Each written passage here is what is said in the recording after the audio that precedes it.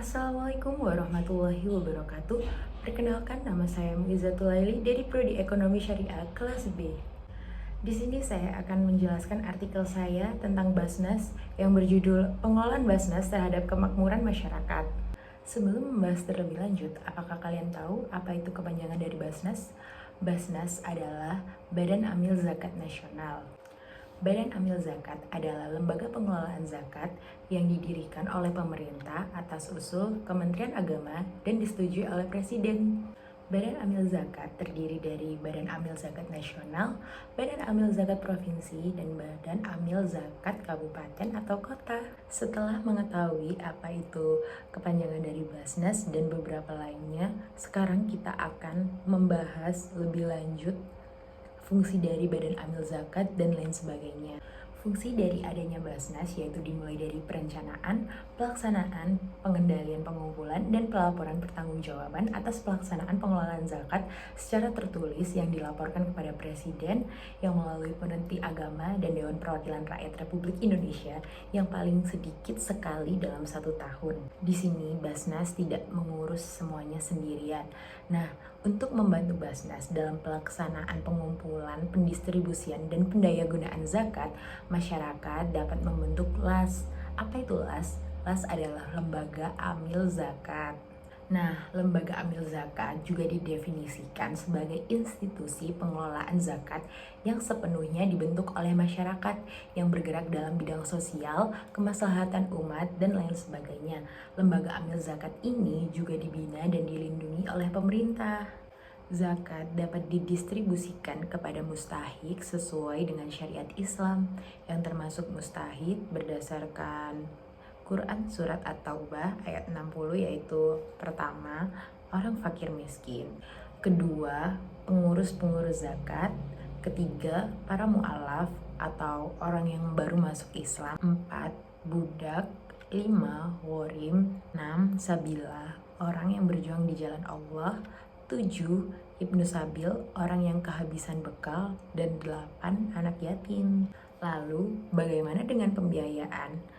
Untuk melaksanakan tugasnya, Basnas dibiayai dengan anggaran pendapatan dan belanja negara dan hak amil.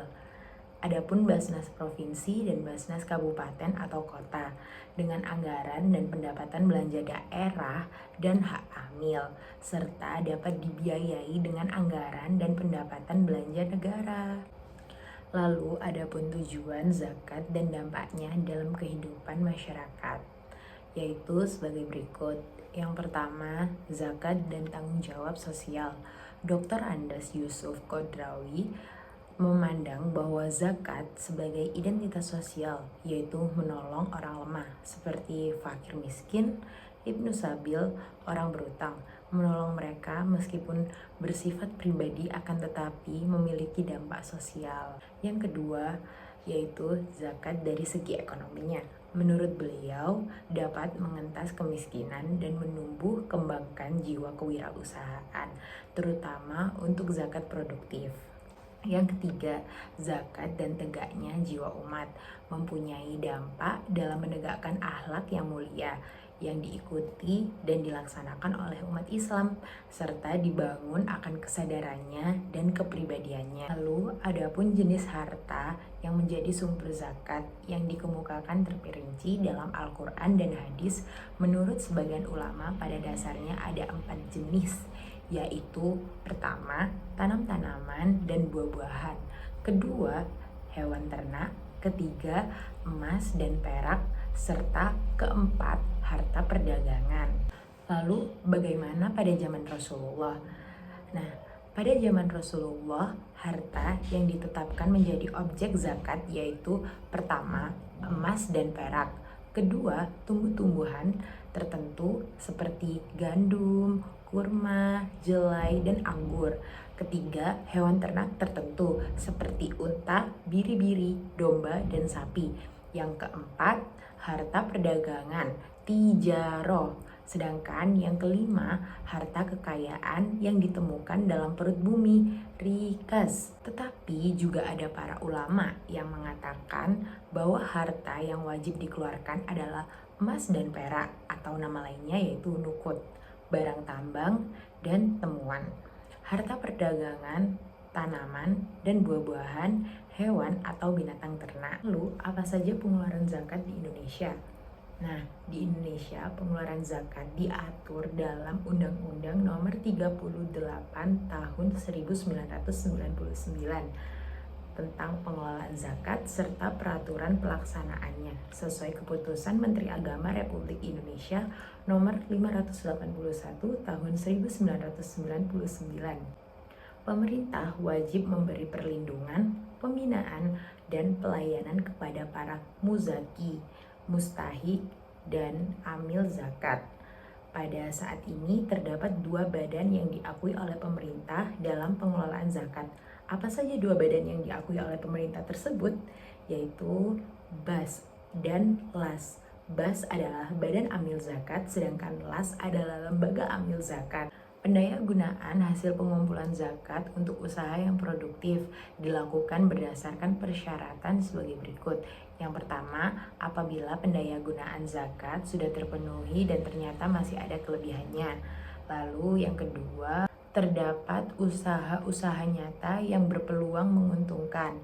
Dan ketiga, mendapatkan persetujuan tertulis dari Dewan Pertimbangan.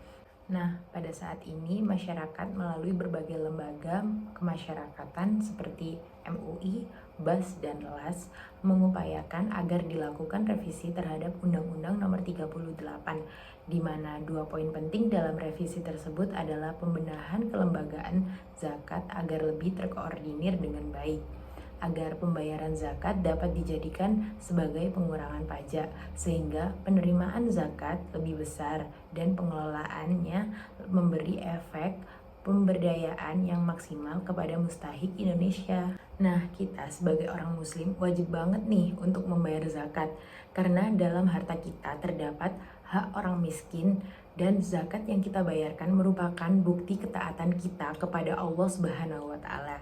Dengan membayar zakat, fakir miskin lebih mendapatkan prioritas dalam pembangunan ekonomi. Potensi zakat pada sektor ekonomi itu sangat penting banget, apalagi dalam pembahasan zakat. Melalui sektor ini dapat dijadikan barometer kemajuan dan peningkatan terhadap perekonomian suatu negara. Atau dengan kata lain, zakat sangat berperan penting terhadap pengurangan masyarakat miskin. Dengan dilakukan pengelolaan dan penggunaan zakat secara tertuju dan merata, maka perekonomian yang meningkat tentunya akan tercapai dan masyarakat miskin akan terkikis dengan sendirinya. Suatu pembangunan dapat dikatakan berhasil jika prosesnya mampu meningkatkan suatu perekonomian masyarakat dalam jangka panjang. Perekonomian tersebut tercermin dalam kualitas perekonomian masyarakat yang prima, tingkat pendidikan yang memadai, dan tingkat per kapitanya yang tinggi. Nah, zakat itu juga sebagai alat ukur kemakmuran. Kemiskinan sering didefinisikan sebagai ketidakmampuan untuk mendapatkan penghasilan yang memadai guna memenuhi kebutuhan pokok. Kemiskinan merupakan suatu yang sangat kompleks dan terkait dengan banyaknya aspek. Selain kekurangan pangan, sandang, pendidikan, dan kesehatan, kemiskinan juga mencakup dimensi-dimensi lainnya. Selain faktor ekonomi, terdapat pula faktor non-ekonomi yang turut memicu laju kemiskinan yang pada gilirannya dapat melahirkan penderitaan bagi umat manusia. Kemiskinan ini tidak menjadi masalah di negara muslim saja. Kini kemiskinan telah menjelma menjadi ancaman global yang tak kunjung terpecahkan. Maka tidak heran apabila negara-negara yang tergabung dalam Perserikatan Bangsa-Bangsa, PBB, maupun lembaga donor internasional seperti Bank Dunia dan IMF turut memprakarsai kampanye adegan global untuk memutuskan rantai sejarah kemiskinan. Zakat merupakan konsep ajaran Islam yang mengandung nilai perbaikan ekonomi umat dalam memerangi kemiskinan. Sebagai ajaran agama yang mengandung dimensi perbaikan ekonomi, pengelolaan zakat juga diarahkan untuk manfaat strategis yang dikenal dengan zakat produktif. Nah, kalau di zaman Rasulullah, bantuan usaha dari dana zakat diberikan langsung dari pengelola kepada mustahik melalui Baitul Mal. Sedangkan di Indonesia, di mana zakat dikelola oleh lembaga non-pemerintah seperti Badan Amil Zakat, Lembaga Amil Zakat, ataupun Rumah Zakat, maka optimalisasi manfaat zakat strategis sudah tentu terletak di tangan lembaga-lembaga tersebut. Jika zakat dikelola dengan baik, maka akan menjadi salah satu push faktor dalam perbaikan kondisi ekonomi masyarakat. Karena dengan adanya distribusi zakat akan menjadi pertumbuhan kesejahteraan pada golongan penerima zakat. Untuk memaksimalkan potensi zakat dalam upaya meningkatkan kesejahteraan masyarakat, pengelolaan zakat yang dilakukan pada saat ini ada dua, yaitu zakat secara konsumtif, yaitu dengan pengumpulan dan pendistribusian yang dilakukan dengan tujuan untuk memenuhi kebutuhan dasar para mustahik yang berupa pemberian bahan makanan dan lain sebagainya yang bersifat pemberian untuk dikonsumsi oleh para mustahik. Sedangkan zakat secara produktif yaitu pengelolaan zakat yang tujuannya untuk memberdayakan dan biasanya dilakukan dengan cara bantuan modal pengusaha lemah, pembinaan, pendidikan gratis, dan lain sebagainya. Dengan adanya bantuan modal usaha terhadap pengusaha yang lemah, maka pengusaha tersebut akan mengembangkan dan mengelola usahanya dengan baik lagi. Sedangkan dengan adanya pendidikan gratis, sumber daya manusia kita akan menjadi lebih baik, terus meningkat dan lebih berkualitas. Lalu jika ada pembiayaan rumah sakit gratis untuk mustahik, maka mustahik-mustahik yang tidak mampu untuk membayar akan digratiskan dan kesehatan para mustahik akan lebih terjaga.